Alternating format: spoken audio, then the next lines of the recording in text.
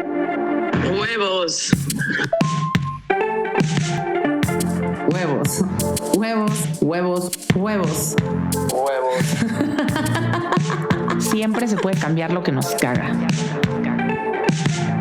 Huevos para desayunar, para hablar, para compartir, para arriesgarnos, para vivir. Aquí tenemos huevos. Hola a todas, bienvenidas de regreso a Huevos. Hoy estamos aquí con Diana Murrieta, que es presidente fundadora de Nosotras para Ellas. Hablamos un poco de esta organización en el capítulo pasado del podcast, que ahorita vamos a entrar un poco más en eso, pero además es asesora de la Suprema Corte. Diana estudió Derecho en el TEC, que ahí vienen sus bases en el tema de defender ahorita con el tema de la violencia de las mujeres. Regresando un poco al tema de Nosotras para Ellas es una ONG que asesora jurídicamente y psicológicamente a mujeres en temas de violencia de género. Como lo acabo de decir en el episodio pasado, que hablamos específicamente con víctimas de abuso sexual por parte de Andrés Roemer, que era Fer Lascurain y Mariana Flores, Diana Murrieta aquí estaba presente justamente como apoyo en este tema jurídico y psicológico en estas víctimas, y la verdad es que Carla y yo nos quedamos muy enfocadas en el trabajo que ella hace. La verdad creemos que es increíble la labor que ella está emprendiendo y está llevando a cabo.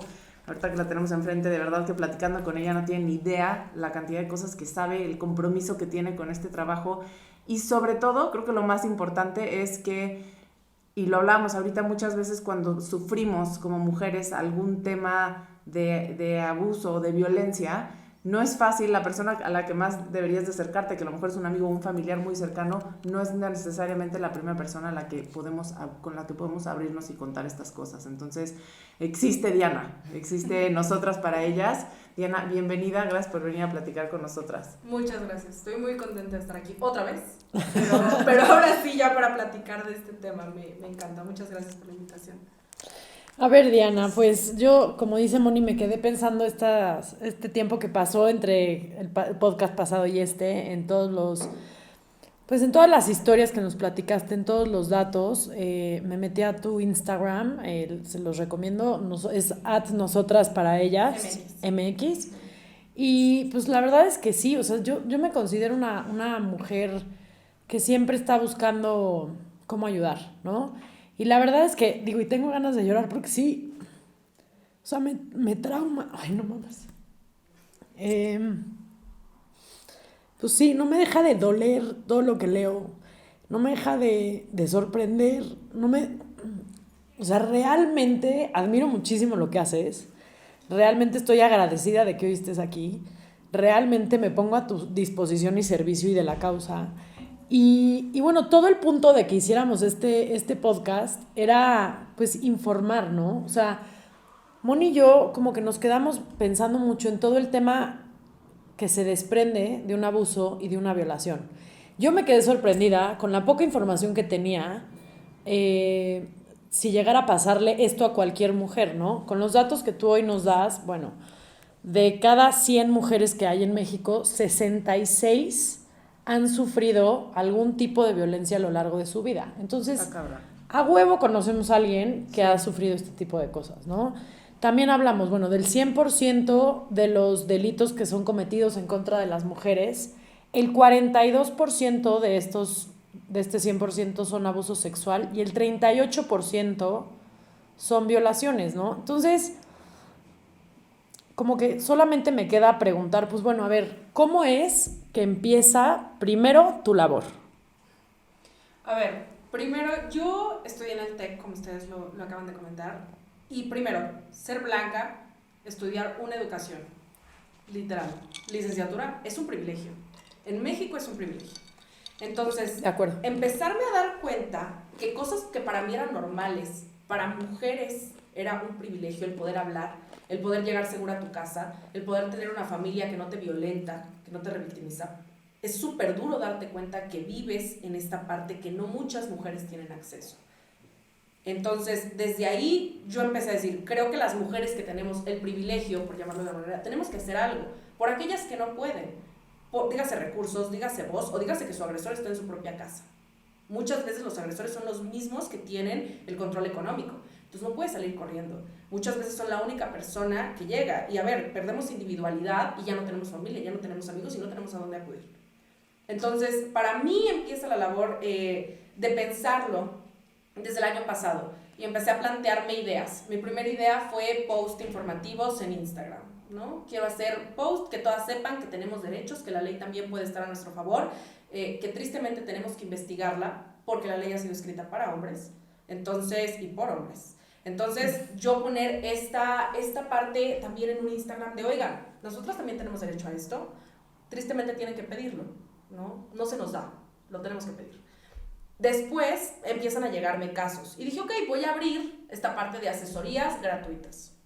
Y posteriormente empezó no nada más a llegar casos, sino a llegar a mujeres de decirme, quiero ayudar, quiero ser voluntaria, yo también estudio Derecho, yo estudié Psicología, quiero también asesorar, quiero poner este granito. Entonces empecé a hacerme un equipo que al día de hoy son 58 mujeres, además de mí, que son psicólogas, abogadas, mercadólogas, a ver, de todo. Yo nunca cerré la puerta a alguien que ayudara, y empezaron a llegar casos. Entonces, actualmente me llegan de 120 a 130 casos al mes, de los cuales 80 lleva apoyo psicológico y los demás son asesorías y muchos de ellos requieren seguimiento. Entonces, empezó justo de esta parte, de darte que el privilegio no te tiene que nublar la empatía, que tienes que saber que hay mujeres que también pasan por esto y no nada más de decir, híjole, qué feo, sino actuar. No hay muchas organizaciones que actúan en esto. Hay muchas que dicen, previenen, dan talleres, pero ¿cuántas ayudan a mujeres que realmente están siendo violentadas? No conozco otra que no sea mía. Entonces, justamente de ahí nace. Y sí, estás en lo correcto. Yo como, no sé si ya lo he comentado en el podcast, pero lo cuento, yo tengo como un tema, sobre todo con la violencia infantil, además de la de género. Y sí, o sea, la mayoría de las fundaciones que existen hoy en México se enfocan en la prevención. Y aunque nunca voy a desacreditar jamás gente que se ponga a ayudar o que esté como en pro de que cosas no pasen, sí creo que pues, hay inexistentes en temas, sobre todo legales, mucho menos psicológicos.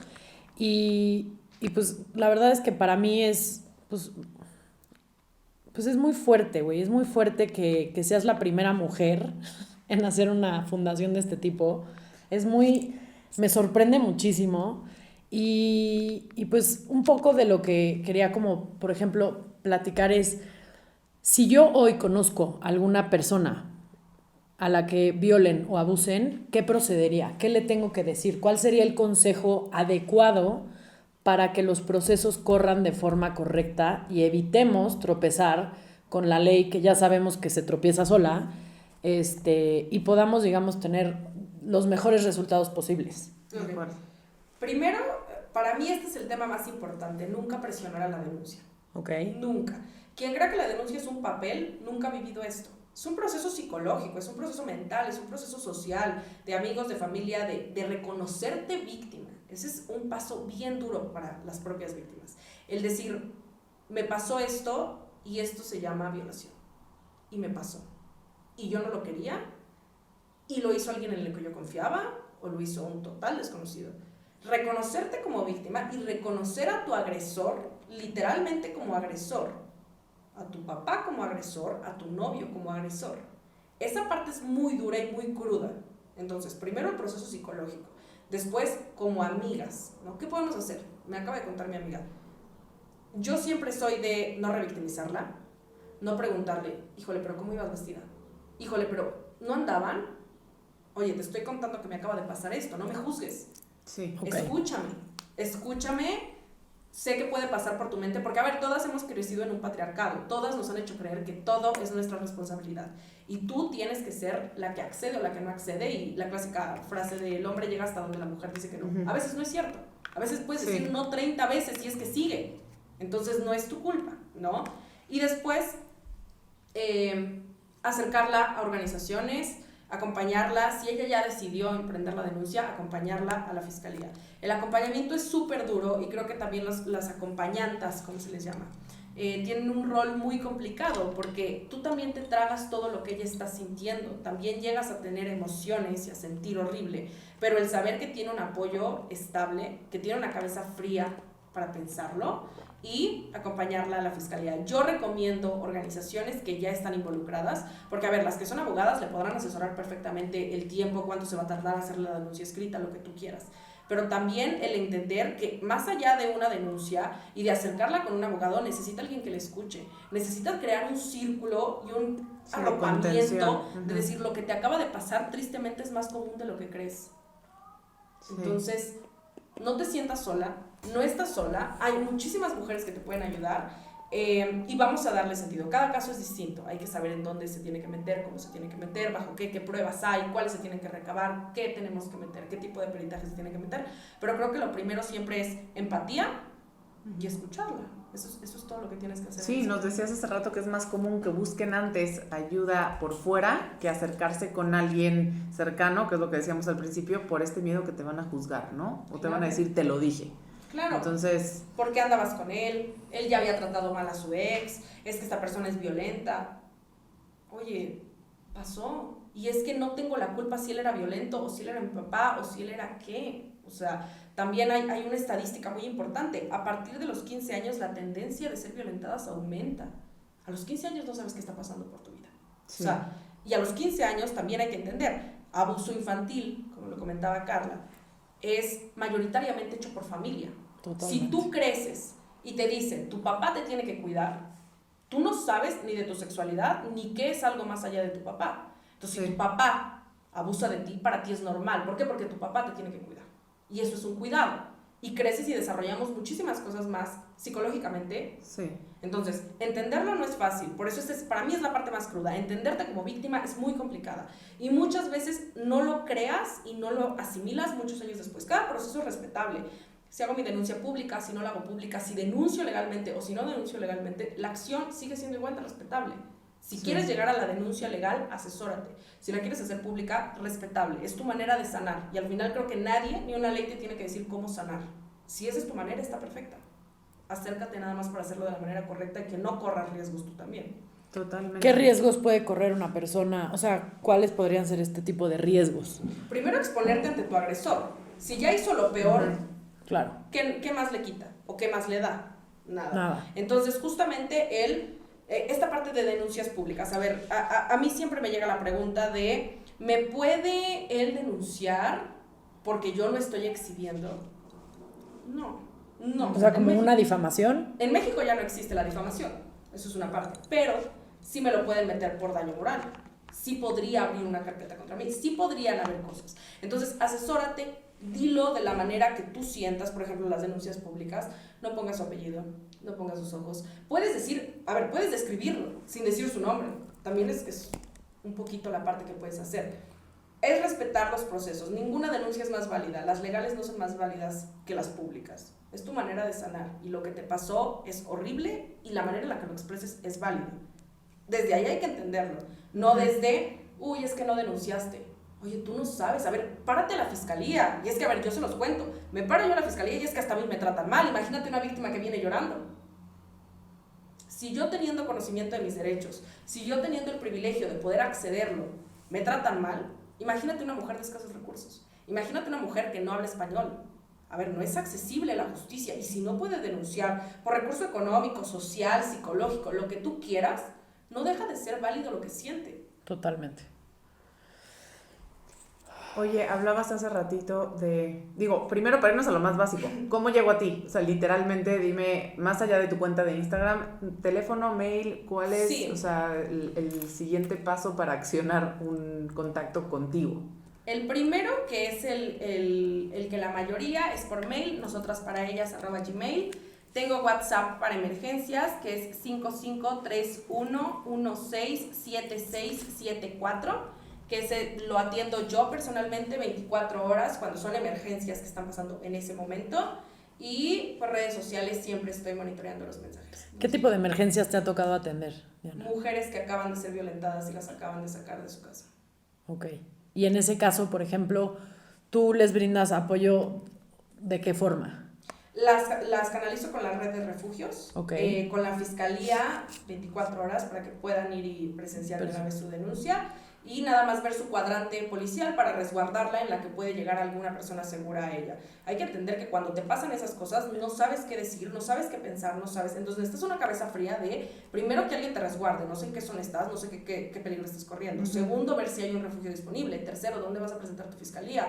Cuarto, tienes familia, tienes un lugar seguro, puedes ir a algún lado, te llevamos a algún lado, ¿no? Entonces, justamente es esta parte que nosotras hacemos de acompañamiento, digamos. Sí. Nos decías hace rato que duro que es este lado de alguien justo, ¿no? En el momento que acaban de ser violentadas, a lo mejor te buscan, levantan la mano, tú ya estás ayudándolo y de repente pues lo perdonan, ¿no? O se echan para atrás cuando tú ya estás a lo mejor ayudando a que el proceso pues empiece a cobrar justicia, que ese es otro término del que quiero hablar, porque también hablamos que para cada quien significa algo distinto, ¿no? Que es justicia, puede ser un tema de que no le suceda a alguien más, puede ser un tema de venganza, puede ser un tema, para cada uno significa algo distinto, pero sí es un poco saber que después de que sucede un hecho así, pues cómo puedes ayudar tú en este lapso como para que sí, como agarrarlo en caliente, digamos, para que realmente sí proceda y ellas no tengan por este temor, por este miedo, por esta... Sí. Porque vuelve a caer en lo mismo, ¿me explico? Siempre denunciar a tiempo es la mejor manera. Pasa muy pocas veces, pero si en cuanto pasa, tú llegas a la fiscalía, eres posible que te pongan muchísimos peritajes, peritaje médico, peritaje psicológico, peritaje de que en ese momento estás en un shock psicológico. La mayoría de víctimas, cuando pasa eso, entran en un shock psicológico. Algunas llegan a ni siquiera recordar lo que pasó hasta años después y con muchísima terapia. Entonces, siempre denunciar en ese momento es lo mejor. Si pasa un tiempo, algo que me enoja muchísimo es como que crean que no hay pruebas. A ver, los delitos sexuales son de realización oculta. Yo pocas veces he visto o he escuchado una violación que mucha gente vea. Esta gente sabe cómo hacerlo, lo hace en su casa, donde no hay cámaras, donde nadie puede hablar. Entonces, claro que no vas a tener un video, eso es evidente, sí. Pero tienes tus peritajes psicológicos. Algunas víctimas salen en shock y le marcan a su mamá, a su amiga, güey, me acaba de pasar esto, llorando. Ese es tu testigo. Oigan, yo escuché, a mí me dijo, a mí me contó, mi terapia. No, su psicológica puede ir a decir, yo la trato desde hace 3 años y sé que tiene esto, y sé que me contó esto y le ha causado esto, ¿no? Entonces, hay muchísimas pruebas y claro que, reitero, la denuncia no tiene un modo correcto o no hay, pero si podemos hablar de uno que tenga más posibilidades es después de los hechos. Dependiendo todo el background que tenga la víctima, podemos hablar si se puede hacer o no se puede hacer, pero es justo respetar el proceso de la propia víctima interno, ¿no? Claro. Sí, totalmente, que cada quien llegue ahí. Me pasó hace, yo creo que un poco antes de la pandemia, que estaba con mi prima y una amiga y salieron en la noche, salieron a un bar, se subieron a un taxi y el taxi se las llevó, las encañonó, se las llevó. No las violaron, pero sí abusaron de ellas, durísimo, y me acuerdo que se fueron, estábamos en Valle de Bravo. Yo nunca había visto a alguien en ese estado de shock de las dos. Fue, yo me tuve que ir de la casa y me acuerdo que no pude manejarlo. Claro. Y me subí al coche, me acuerdo que venía de regreso y pues hasta sigo como que no lo tenía un poco bloqueado porque me afectó como si me hubiera pasado a mí, cuando realmente no pude hacer nada ni apoyarlas y se quedaron ellas dos en un estado en donde además al día siguiente tuvieron que ir al ministerio a denunciar y a volver a revivir absolutamente todo lo que había sucedido y cómo había sucedido. No sé cómo están con vida, la verdad, después de cómo sucedieron las cosas, pero una semana después agarraron al cuate, está hoy en la cárcel.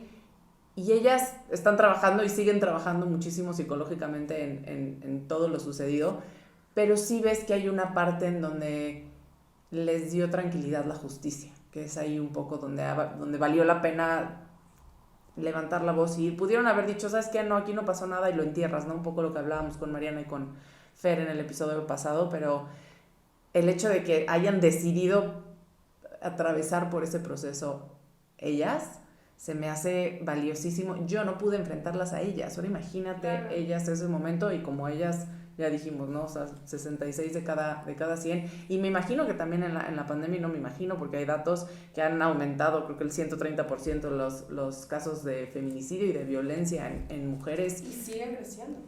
Y siguen creciendo. La tendencia va para arriba. A ver, desde que existe en México delitos de género, vamos a hablar de eso. Delitos de género. O sea, la tendencia te dice que mayoritariamente me lo hacen a mí. Trata de personas, delitos sexuales, feminicidio. Creamos una figura para llamarle a la atrocidad que es matar a una mujer por razón de género y con odio. Se tuvo que crear una figura. Eso es súper fuerte. Entonces, hay delitos que tienen tendencia que a las mujeres nos pasa más, no únicos. A ver, también pueden violar a un hombre, eso es cierto, pero es muchísimo más común que a una mujer. Justo lo que acabas de decir lo enlazo muchísimo con la parte de acompañamiento. Es muy crudo escucharlo, es muy crudo saber que alguien que quieres pasó por eso.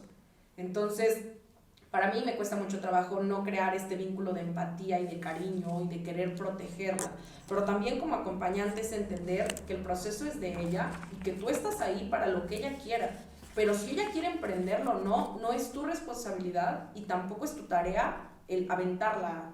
Si no llega a eso, no es que haya sido fallido o que tu acompañamiento sea malo, es su proceso. Entonces es esta parte de entenderlo. Creo que ese es un consejo muy valioso, Diana, porque muchas veces en el afán de por fuera o alguien que quieres que pasó por lo mismo por querer ver y acompañarlos en este tema de justicia, podemos empujar mucho a la persona a hacer cosas que... Y eso es hasta revictimizante entre nosotras. Sí. Si yo platico, me acaba de pasar esto, no, ve y denuncia, ve y tú tienes la fuerza, tú puedes decir, yo tengo el carácter para enfrentar a mi agresor, pero si tu agresor es tu papá, si tu agresor es tu novio de años, si te ibas a casar con él, si tu agresor es tu mejor amigo, ahí cambia mucho la cosa. Cambia muchísimo cuando hay vínculos, además. Sí. Y cambia muchísimo la personalidad de la víctima y lo manipulada y violentada psicológicamente que viene, antes. claro. Exacto. Que viene. Si tiene un miedo, si cree que le van a quitar a su hijo, si cree que ella no va a denunciar nunca. Nunca. Porque aparte las mujeres tenemos ese instinto de protección, ¿no? Yo no me voy a aventar una denuncia si involucra a lastimar a alguien más. Aunque yo esté rota por dentro, no lo voy a hacer. Entonces, justo es esta parte, el proceso de llegar a la denuncia, y ahí hay una estadística, de 100 casos, 12 llegan a denuncia. ¿Por qué? Ponte a pensar en todos los factores. Es lo que ¿Quién estoy leyendo? ¿Quién los está cometiendo? ¿Cómo se está haciendo? ¿Cómo me están violentando? ¿Cómo me están abusando psicológicamente? ¿Qué miedo tengo? Y a ver, no tienes que tampoco tener tanto recurso para saber que la ley no forzosamente funciona. Y que la fiscalía, la fama que se tiene es, no pasa nada. Denuncia y no pasa nada. Entonces, si tengo el bache de que mi familia me va a juzgar, si tengo el bache de que mis amigos me van a juzgar, si tengo el bache que no tengo el recurso económico, y todavía tengo otro que la fiscalía no funciona, dame un incentivo. Sí. Dame un incentivo para denunciar. No hay. No existe. No hay. Sí, que aquí es el dato, ¿no? Que más o menos aproximadamente el 74% de estas 100, digamos, denuncias son familiares. O sea, es familiar, novio, amigo, expareja en ese año o en el pasado. Es altísimo. Entonces, sí, entiendo este dato de las 12 mujeres de 100 que denuncian. Claro. O sea, creo que todas hemos sido a mayor o a menor grado, desgraciadamente, víctimas de algún tipo de abuso o de poder o de amenaza o de en el cual tú te frenas o frenas también a alguien de recurrir a los medios legales. Porque, pues por puro pinche miedo, güey. Sí. Porque sí, la verdad es que sí da miedo. Sí, a ver, un agresor común. Juanito. Ahora vete un agresor de alto perfil. No pasa. O sea, el 12%, cuando me dicen, es que ¿por qué no denuncian? Ponte a ver todo, en general. El background de la víctima, y ahora vete a México. Las mujeres somos violentadas hasta por nuestro propio presidente. Sí. No puedes marchar en paz. ¿Qué te hace creer que yo voy a llegar a la fiscalía, me van a recibir, me van a sentar y te me van a proteger? ¿Quieres una psicóloga? ¿Quieres que hacemos tu denuncia? Claro que no pasa. Yo nunca lo he visto. O sea, nunca lo he visto. Entonces, realmente hay que entender que no nada más es lo que pasa en la víctima internamente, sino lo que pasa en su círculo y lo que pasa en tu país. Es muy complicado denunciar para cualquier mujer, seas del estatus que seas. O sea, es muy difícil. ¿Y tú juegas algún papel en esta parte preventiva que mencionaba Carla al principio? Si alguien, porque creo que es clave, ¿no? Digo, y una cosa es, hay un tema de educación a lo mejor que tiene que suceder, claro. Que eso es otra cosa, pero ¿qué tantas llamadas o personas a lo mejor te buscan con un tema de, oye, creo que me puede pasar, me siento en riesgo, me siento en peligro, o sea, a lo mejor antes de que suceda, o te buscan cuando ya sucedió? Tristemente me buscan después de que pasa la primera agresión, ya me hacía una amenaza y de ahí va incrementando. También me han buscado, creo que me pasó esto y todavía ni siquiera detectan qué les pasó. Siempre, y no sé si se han dado cuenta, comúnmente usamos el término abuso para todo. Sí. Abusaron de ella. Y el abuso y la violación son distintos. A ver, vamos a definir los dos. A ver, vámonos por primero los tres más certeros. Acoso sexual, abuso sexual, violación. Acoso, palabras, miradas. El clásico que vas por la calle y te chiflan. El clásico que te dicen cosas lascivas. Eso es acoso, me estás acosando. Abuso, tocamientos, sin llegar a penetración, súper importante. Todo lo que te pueda tocar, besar, pero no está penetrando. Y ahora vámonos a violación. Penetración no entendamos pene como único medio. Sí. Ahorita voy para eso. Puede ser vaginal, anal y oral. Por ahí son las tres vías. Como puede ser comúnmente es pene. Pero existe una figura que se llama violación equiparada. ¿Qué quiere decir? Es lo mismo, nada más que no vamos al mismo concepto. Que involucra ahí cualquier objeto o cualquier parte de tu cuerpo. Dígase un palo, dígase una mano, dígase lo que sea. Entonces, violación no únicamente es pene-vagina, penetración. Okay. Puede ser un palo analmente, lo dije muy crudo, pero es que así es. Sí. Eso también puede ser violación. La diferencia entre abuso y violación únicamente es la penetración, ¿no? Violación en México es un delito grave, abuso no.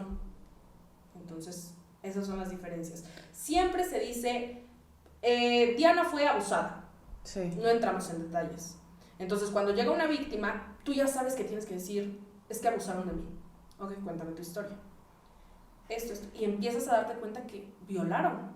Y a ver, la palabra violación es súper dura. Sí, es muy dura. Entonces, a mí de los escenarios más horribles que me han pasado es yo tenerle que decir a la víctima cómo se llama lo que le hicieron. Sí. Perdón que te lo diga, pasaron hace 7 años y te lo quiero decir pero esto se llama violación. Lo que a ti te ocurrió es violación. El sentirte y el reconocerte como una mujer que no fue abusada, sino que fue violada, es muy difícil, muy difícil. Entonces también hay una parte de desinformación que, a ver, tristemente ni siquiera deberíamos de saberlo, porque ¿por qué tendríamos que saber todos los delitos sexuales? O sea, creo que no sabemos las acciones civiles, ¿por qué tenemos que saber los delitos, no? Entonces, pues como mujeres es investigar, es qué me pasó, esto, cómo lo dice la ley, cuántos años es, cómo tengo que denunciar. Entonces, eso es la parte como más complicada en delitos sexuales, por así decirlo.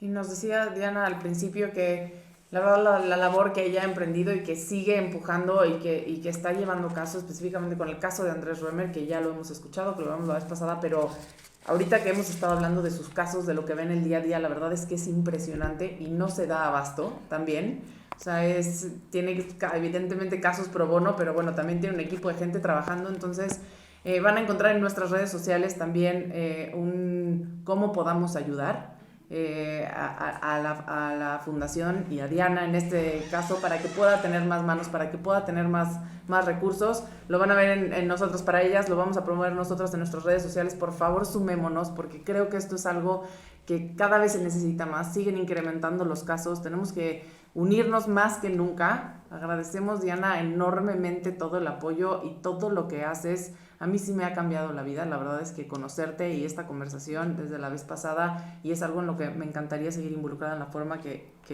podamos, Carla y yo. Y pues nada, en este sentido, no sé, Car, tú tienes...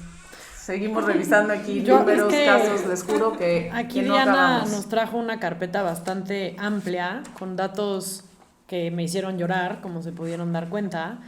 Y pues nada, o sea, a lo que llego, y es ni siquiera resumen, es pues nosotras sabemos que nos tenemos que echar la mano entre nosotras, sabemos con qué contamos y sabemos con qué no contamos. Digo, ahorita lo que Moni dijo, vamos a hacer una especie de como fundraising para nosotras para ellas y lo que platicábamos, o sea, yo creo que es un tema de seguir explorando, sí, la prevención, y creo que la correcta prevención viene de la justa educación que seguimos, digo, desde nuestra trinchera y con este podcast, desde la equidad de género, desde los roles, desde la empatía, desde el amor, desde el no juicio, ¿no? Que es algo de lo que aquí se habla muchísimo, obviamente escalado a estos temas que son pues la muy triste realidad de México, y digo muy triste porque creo que también está un poco de moda, gracias a Dios, porque van 2 años de toda esta de que se destape toda esta información, ¿no? Sí. Y de que se comente tanto. Entonces, creo que hay que aprovechar como ese boom que tuvimos con los 2 8 de marzo que ya llevamos. Creo que tenemos que seguir generando conciencia. Este podcast con Diana se hizo para que literalmente cualquier persona que tuviera alguna cercanía a algún tipo de caso similar tuviera todas las herramientas. O sea, Diana, que nos apoya y nos ilumina con todo el tema jurídico y legal. También después de este podcast va a haber un podcast solamente de atención psicológica para algún tipo de abuso o violación, y sin para nada pretender dar ni todo el camino labrado, ni mucho menos. Sí queremos seguir aportando que esto sea un tema de conversación, que se sigan generando propuestas y que se sigan generando también soluciones, que de aquí salga ojalá hay mucha ayuda, cada quien como la pueda hacer, pero yo me llevo de todo esto lo que decían, lo que a ti te dicen las víctimas y lo que dijeron las 2 personas que estuvieron aquí la semana pasada, que no lo vuelvan a hacer, ¿no? Y yo creo que ese es el objetivo, que nadie lo vuelva a hacer y que no le destruyan la vida, porque ojalá y fuera a uno, ¿no? Toda la red de destrucción que trae este tipo de acciones me parece algo, de verdad, digo, como todo el mundo dice, o sea, a mí, te voy a decir qué me pasa, y sí quiero como hablar un poco de esto. Es un tema tan fuerte y tan incómodo que nadie lo quiere hablar. Sí. Claro. Y es un tema que seguramente me muero de ganas de ver cuánta gente se bajó del podcast porque es incómodo. Ay, no, Sí. porque, güey, esto no me late, porque ahorita ando vibrando alto, porque ahorita... Sí. No, yo estoy muy de buenas, ¿no? Y dices, puta, es que justo por no estar hablando no de voltear a este ver, pinche totalmente. tema, ¿cuántas se pudieron haber evitado? No digo que todas, No. pero ¿cuántas Con sí? Con una. Entonces, desgraciadamente es algo que se tiene que hablar, desgraciadamente es algo que, pues, mi siguiente como pregunta era, ¿tú cómo crees o cuáles crees que son los pasos para sanar a las mujeres mexicanas de esto? Qué ruda. No, Es que porque date- es un date poco a poquito cuenta. y cada quien desde su casa, pero siento que si mañana todas las señoras que escuchen esto hacen algo distinto, vamos para allá, ¿me explico? Y siento que así hay que tratar. Además de obviamente atender los miles y millones de casos de mujeres desaparecidas, violentadas, asesinadas, violadas y abusadas, creo que mañana es el primer paso de todas para empezar a cambiar esta realidad. Claro, acabas de decir un punto muy importante que a mí me gusta mucho. Estos temas son incómodos. ¿Por qué son incómodos? Porque estamos acostumbradas a no hablarlo. Los trapos sucios se lavan en casa. ¿Por qué? ¿Por qué se tiene que lavar esto en casa? O sea, hay una frase feminista que a mí me encanta que dice: lo privado es político. Ok. Porque lo que pasa a ti en tu casa, a ver, le puede pasar a ti y a ti. ¿Cómo nos empezamos a dar cuenta las mujeres? ¿Y de dónde nace? Ahorita dijiste, hay 2 8 de marzo que han venido súper fuertes. ¿De dónde nace? De empezar a tener estas mesas, ¿no? Y ahorita, por ejemplo, me acabas de contar, mi prima pasó por esto. Y si seguimos sacando historias, podemos encontrar muchísimas en común, con patrones en común. Claro. Sí. Hay casos, el de Andrés, ¿cómo supimos que era tan grande? Porque todas empezamos a hablar y todas empezaron a decir su historia. Entonces, a ver, si todas nos unimos y nos damos cuenta que esto está pasando, papás, tíos, abuelos, novios, parejas, a ver, las están matando, Sí, sí. las están violando. Vámonos a las estadísticas, empezamos a decir y a ser honestas. A mí me han violentado desde tal edad. A mí me sufrí esto. En el momento en que empezamos a decir lo que pasa en nuestra casa a las demás, nos damos cuenta que tristemente somos más parecidas que el propio género. Totalmente. Vivimos lo mismo, ¿no? Sí. Entonces, en el momento, yo creo que si tienes acceso a un podcast como el de ustedes, tener acceso a internet nos hace tener un privilegio.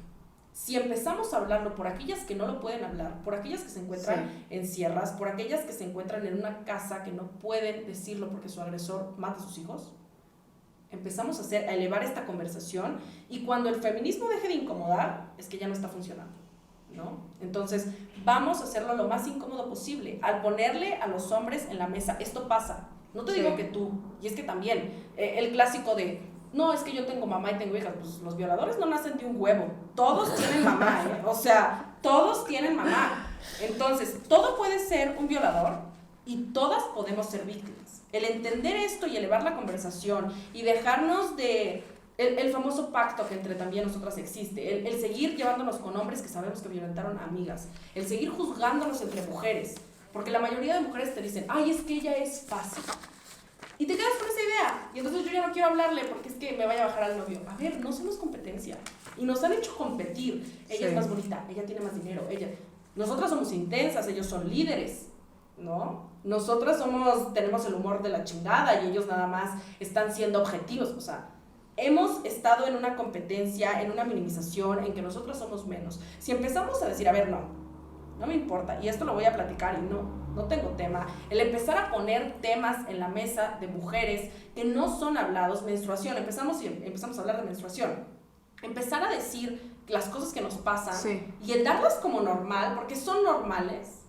Creo que ahí ayudamos a muchísimas mujeres desde este sentido. Desde otro también podemos ayudar organizaciones, podemos apoyar a mujeres que sabemos que le están pasando mal, podemos ver las maneras. Somos 53% en el país de mujeres. Somos mayoría. Tristemente nos han dividido, tristemente nos han callado. No podemos ejercer esta parte de supremacía que tenemos, por así decirlo. Socialmente no la tenemos. Socialmente somos... Cuando me empezaron a decir... Somos género, la minoría. No, cuando me dijeron, a ver, género, ¿podrías hablar de una situación de vulnerabilidad? Yo dije, ay, chinga, ¿por qué yo como mujer voy a ser vulnerable? Jamás. O sea, yo me puse loca, ¿no? Y después cuando te das cuenta, y yo, a ver, tenía esta parte de sé que tengo un privilegio, sé que esto no le está pasando a todas las mujeres, pero hasta que empecé a tomar casos de nosotras para ellas, dije, puta, qué afortunada soy. Qué afortunada soy de haber tenido una familia que me quiso como me tenía que querer. De haber tenido relaciones que nunca cayeron en eso. De la violencia que sufrí fue estudiantil, fue profesional, pero gracias a Dios nunca una sexual. Y a ver, soy parte de un 40%, sigue siendo un privilegio. Tristemente, estábamos diciendo, es común conocer a una mujer, es raro no conocer a una mujer que no ha sido violentada. Es raro. Qué duro. Sí. Qué duro. Sí. Y muchas no lo dicen. Y no vas por la vida diciendo, hola, Diana Murrieta, exacto, mucho lo gusto. que no sabemos. Fui violentada. Muchas no lo dicen. Porque en el momento que lo dices, está la parte de se vuelve real. Sí. Mejor que esté en mi mente. Sí. Hay que entender esas partes.